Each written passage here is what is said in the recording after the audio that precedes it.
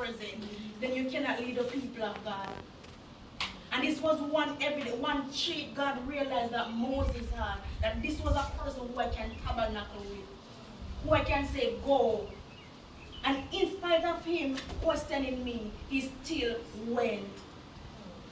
Moses said, Lord, if I don't have your glory, if you don't show me that you favor me, then I will not go. You have to show me. But we are living in an era where God is not going to show us. He's going to tell us. And with the word when he tell we, I'm going to see if we're going to move on it. From last night, it has been spoken, faith with action. It is impossible to please God without faith. And therefore, whatever we are doing, whatever he says, we have to move according to the influence of the Holy Spirit. So, one thing I realized when I was doing this was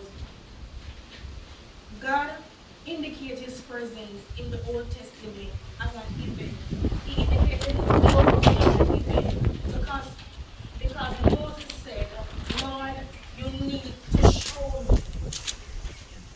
I need to know that you are with me. So when anybody out there see me, them can know say God sent me. But in the New Testament, God indicated his glory as a person. Jesus became the glory of God. It wasn't about no event again. It was a person. So in this season, God is saying, I am releasing my glory. But guess what? It's not an event. You're not going to come to see it. You have to be it.